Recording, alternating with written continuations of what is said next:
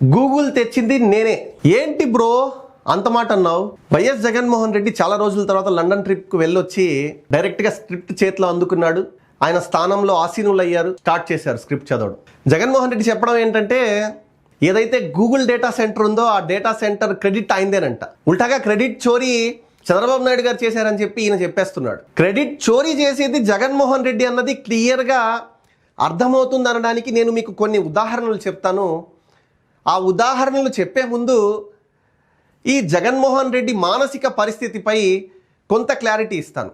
జగన్మోహన్ రెడ్డి కానీ వైఎస్ఆర్సీపీలో ఉండే ప్రతి ఒక్కరు కానీ వీళ్ళ మానసిక పరిస్థితి జనరల్గా ఎలా ఉంటుందంటే, డేటాను వాషింగ్ పౌడర్ వేసి బాగా క్లీన్ చేసేస్తే డేటా వాషింగ్, డేటాను వేరే ఊరికి పంపించేస్తే డేటా ట్రాన్స్ఫర్, బాబాయిని లేపేసినట్టు డేటా లేపేస్తే డేటా క్లీనింగ్, 175కు 175 వస్తే దాన్ని డేటా ఫుల్, డేటా అనే ఒక ప్లేస్ను మ్యాప్లో లొకేట్ చేస్తే ఎక్కడన్నా పాయింట్అవుట్ చేస్తే దాన్ని డేటా మ్యాపింగ్, 175కు 11 సీట్లు వస్తే డేటా నిల్, డేటాకు ఉచిత పథకాలు ఇస్తే డేటా ఫ్రీ.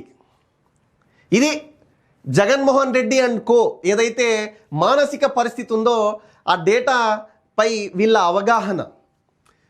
ఎందుకు చెబుతున్నాను ఇదంటే, జగన్మోహన్ రెడ్డి దాన్ని ఏమంటున్నాడంటే, ఇది గూగుల్ డేటా సెంటర్ కాదు అదాని డేటా సెంటర్ అని చెప్పి పిలవాలి మీరు అర్జెంటుగా అంటున్నాడు. ఎందుకు బాబు, ఎందుకు అలా అంటున్నారు మీరు? అదాని డేటా సెంటర్ ఎందుకంటే గతంలో ఆయన ఒక కొండ రాసి ఇచ్చారంట.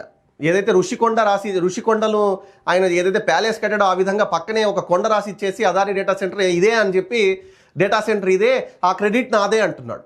సంతోషం, అక్కడికన్నా డేటా సెంటర్ను నేను పూర్తిగా స్వాగతిస్తున్నాను అంటున్నారు. గతంలో రాజధాని విషయంలో నేను స్వాగతిస్తున్నానని చెప్పి 3 రాజధానులు అని చెప్పి తర్వాత ప్లేటు ఫిరాయించడేమో అని చెప్పి కూడా ఇప్పుడన్నా మనం కోరుకుందాం.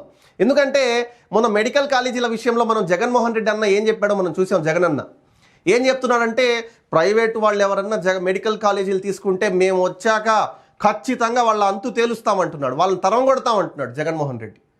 కానీ ఇక్కడ గూగుల్ డేటా సెంటర్ బతికిపోయిందనే చెప్పాలి. ఎందుకంటే ఈయన స్వాగతించేశారు. అంటే ఈయన స్వాగతిస్తే చాలు, ప్రజలు, మన ప్రభుత్వాలు, మన ఇప్పుడు ప్రభుత్వం, గూగుల్ వాళ్ళు స్వాగతించవల్లే, వీళ్ళు స్వాగతిస్తే ఓకే. ఈయన జగన్మోహన్ రెడ్డి నిన్న మనస్ఫూర్తిగా స్వాగతించాడు లండన్ నుంచి వచ్చాక. ఇంకొక విషయం ఏంటంటే, గూగుల్ CEO తమిళనాడుకు చెందిన వ్యక్తి కాబట్టి తమిళనాడులో ఈ గూగుల్ డేటా సెంటర్ ఆంధ్రప్రదేశ్లో వచ్చిందన్న అంశాన్ని వాళ్ళు రేపు ఎలక్షన్ క్యాంపెయినింగ్ కూడా తీసుకువెళ్తున్నారు.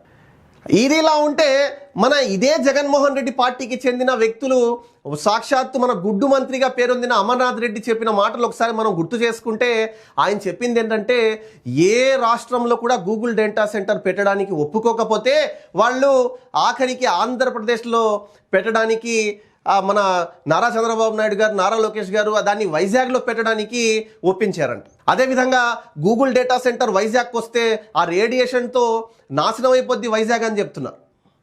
ఇది వీళ్ళకున్న మానసిక పరిస్థితి. ఇప్పుడేమో జగన్మోహన్ రెడ్డి స్వయాన ఆ పార్టీ అధ్యక్షుడు దాని క్రెడిట్ నాదే అంటున్నాడు. అరే ఎలా సిగ్గుండాలి కదా జగన్మోహన్ రెడ్డి మాటలు మాట్లాడితే. ఇప్పుడు గతంలో నువ్వేమని మాట్లాడారు?